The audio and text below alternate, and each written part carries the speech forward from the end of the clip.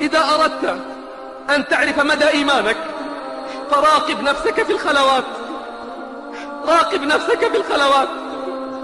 إن الإيمان لا يظهر في صلاة ركعتين أو صيام نهار، بل يظهر في مجاهدة النفس والهوى. وأما من خاف مقام ربه ونهى النفس عن الهوى فإن الجنة هي المأوى. من السبعة الذين يظلهم الله في ظله يوم لا ظل إلا ظله: رجل ذكر الله خاليا، ذكر الله خاليا ففاضت عيناه.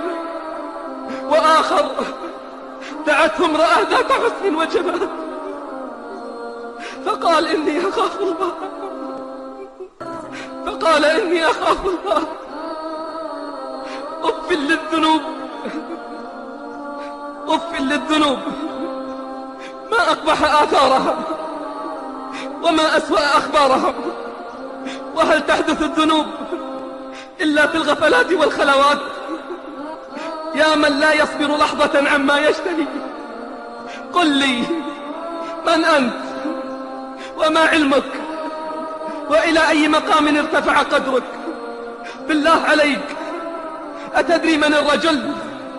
الرجل والله من إذا خلا بما يحب من المحرم وقدر عليه تذكر وتفكر وعلم أن الله يراه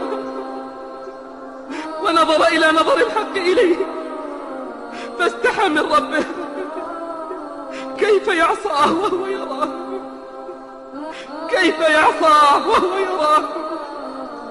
هيهات هيهات، والله لن تنال ولاية الله حتى تكون معاملتك له خالصة. والله لن تنال ولايته حتى تترك شهواتك وتصبر على مكروهاتك وتبذل نفسك لمرضاته. أطت السماء وحق لها أن تئط، ما فيها موضع 4 أصابع إلا وملك ساجد وملك قائم. والله لو تعلمون ما أعلم لضحكتم قليلا ولبكيتم كثيرا وما تلذذتم بالنساء على الفرش ولخرجتم إلى الصعدات تجارون إلى الله تعالى.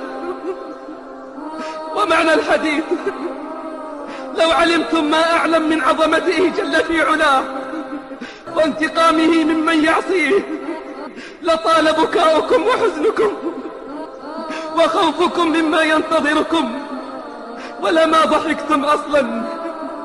يا مدهن الذنب أما تستحي؟ الله في الخلوة ثانيك، غرك من ربك إمهاله وستره طول مساويك.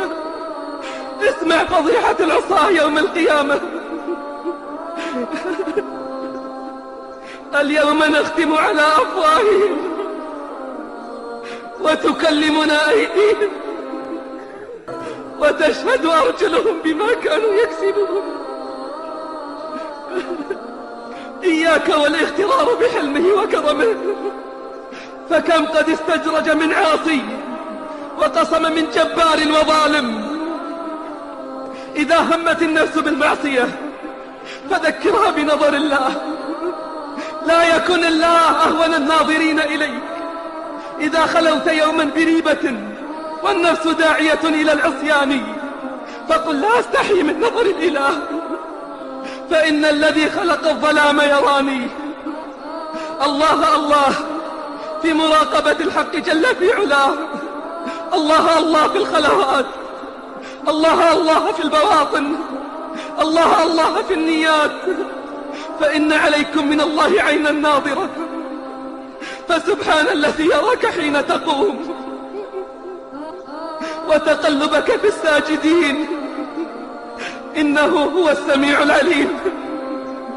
راقب العواقب تسلم، لا تمل مع الهوى فتندم. أين لذة المعصية؟ أين تعب الطاعة؟ رحل كل بما فيه، فليت الذنوب إذا تخلت خلت. إن كنت تعتقد أنه لا يراك فما أعظم كفرك، وإن كنت تعصيه مع علمك باطلاعه عليك فما أشد وقاحتك، فما أشد وقاحتك وما أقل حياك. اقبل الموعظة، اعمل بالنصيحة، لأنه من أعرض عن الموعظة فقد رضي بالنار. كلا بل لا يخافون الآخرة، كلا إنه تذكرة فمن شاء ذكره، وما يذكرون إلا أن يشاء الله. هو أهل التقوى وأهل المغفرة.